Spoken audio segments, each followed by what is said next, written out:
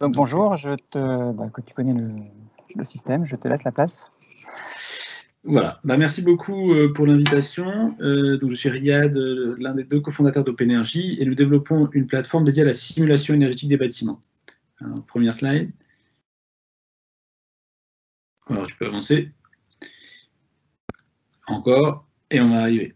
Donc premier point, c'est le contexte. Et c'est le contexte qui nous réunit aujourd'hui, c'est l'enjeu carbone. Le bâtiment est aujourd'hui, comme tous les secteurs, embarqués dans cet objectif de neutralité carbone qui a été fixé par le gouvernement français et par l'Union européenne, et bientôt maintenant par d'autres pays. On doit tous atteindre la neutralité carbone en 2050. Et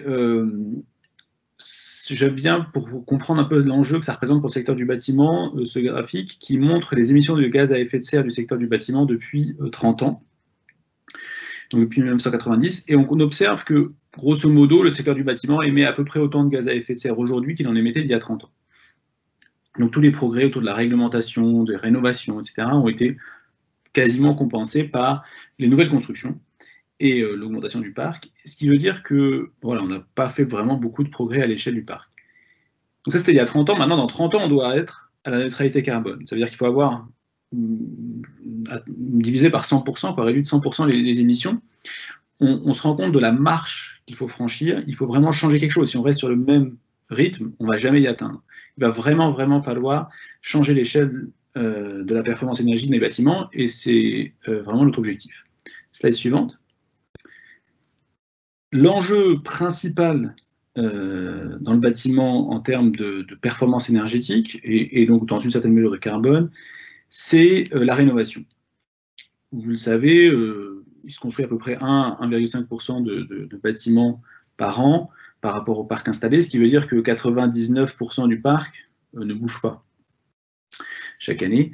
Donc c'est vraiment ce stock qu'il faut adresser, puisque sinon, spontanément, en gros, il faut attendre 100 ans ou 70 ans pour qu'il soit amélioré. Donc il faut absolument accélérer fortement le rythme de rénovation, qui aujourd'hui lui aussi à peu près d'1,5%.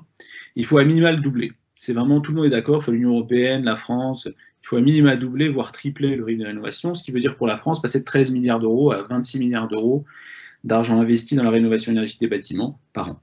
C'est considérable. Est-ce qu'on va y arriver? Ça, c'est une autre question. Je pars du principe que oui, qu'on va tous s'aligner là-dessus. Et d'ailleurs, il y a des premiers leviers d'action qui sont aujourd'hui opérationnels, qui sont le décret tertiaire et le plan de relance, dont on a eu une belle démonstration hier, avec la publication des premiers bâtiments qui vont être rénovés. On a vraiment, de notre point de vue, on assiste aujourd'hui à une vraie mobilisation du secteur pour faire plus de rénovation. Donc, plus de rénovation, moins de carbone. Encore faut-il y arriver et réussir ce changement d'échelle. Et c'est vraiment notre mission chez OpenEnergy, slide suivante, c'est de réussir, de développer des outils numériques et des services pour massifier la transition énergétique des bâtiments. En gros, aujourd'hui, on pense que l'ingénierie énergétique n'est pas adaptée à ce changement d'échelle qui est devant nous, et on veut modifier ça, révolutionner ça pour qu'on puisse faire des études énergétiques à grande échelle.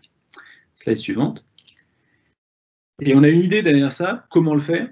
C'est en créant ce qu'on appelle un avatar énergétique pour les bâtiments. Le principe d'un avatar énergétique, c'est que quand on croise, c'est de croiser simulation énergétique, donc une approche physique du bâtiment, avec des données mesurées d'autre part. En croisant ces deux mondes, on arrive à ce qu'on appelle un jumeau numérique du bâtiment, qui va nous permettre de vraiment comprendre ce qui se passe et de l'améliorer.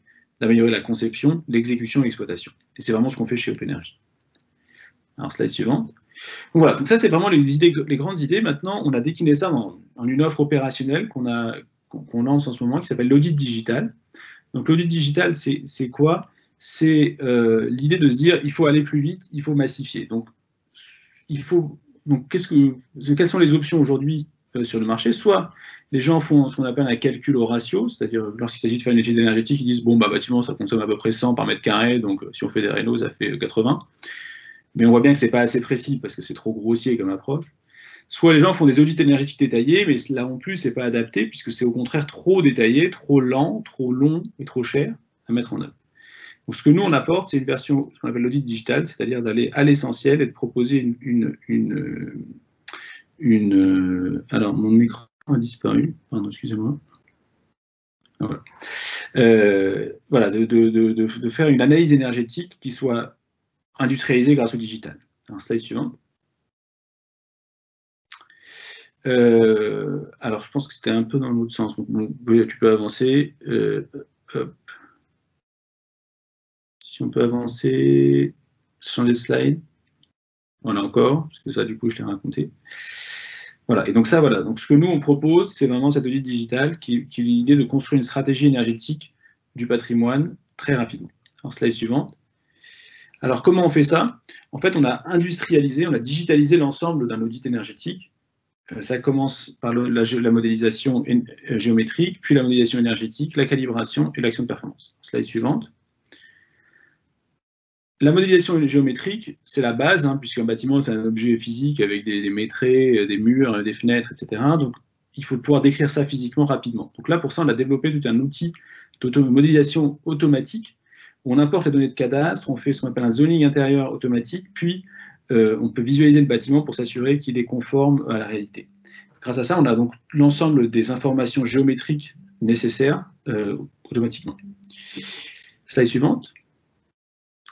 Ensuite, il s'agit bien sûr d'avoir des informations sur le fonctionnement du bâtiment, que ce soit en termes d'enveloppe ou d'usage. Pour ça, on a développé un questionnaire qui permet en fait au propriétaire lui-même de renseigner un certain nombre d'informations pour faire l'audit. Slide suivante. Ensuite, on va prendre ce modèle et on va le simuler. On va simuler le fonctionnement historique du bâtiment pour venir fiabiliser cette modélisation sur les données historiques, ce qu'on appelle la calibration, pour s'assurer que le modèle de l'existant est fiable. Merci. Slide suivant. Et dernière étape, c'est donc modéliser les actions de performance énergétique automatiquement. Donc, c'est une bibliothèque d'actions de performance qui permettent de décider ce qu'on peut faire comme travaux sur le bâtiment et combien on gagne en termes d'économie d'énergie, d'euros et de CO2. Slide suivante. Et une fois qu'on a fait tout ça, on peut construire ce qu'on appelle une stratégie énergétique sur la base. Donc, on va prendre toutes les actions de performance, on va les classer par temps de retour croissant, et on va commencer par les plus rentables, et on va définir comme ça une stratégie qui va permettre de connaître à la fois le budget à prévoir et les objectifs qu'on se fixe en termes de réduction d'énergie ou de CO2, et on peut déployer.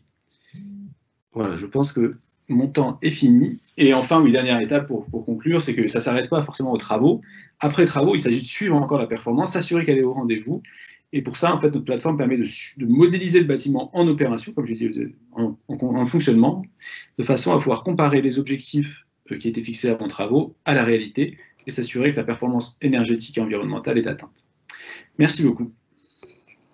Merci Riyad, et je précise qu'effectivement, tous ces outils, une grande partie de votre valeur ajoutée, c'est d'avoir pu les rendre accessibles à des non-experts, démocratiser l'accès et faire en sorte que ces calculs ne prennent pas des semaines, mais plutôt quelques heures. Voilà, et peut-être je ne l'ai pas cité, mais c'est un outil, des outils qui sont aujourd'hui déployés sur plus d'1 million de mètres carrés avec plus d'une vingtaine de clients, dont Vinci, Bouygues, Engie, EDF. Donc, si vous voulez, ce n'est pas des outils qui sont encore dans les cartons, hein, c'est des choses qu'on déploie aujourd'hui à très grande échelle. Merci beaucoup. Très bien.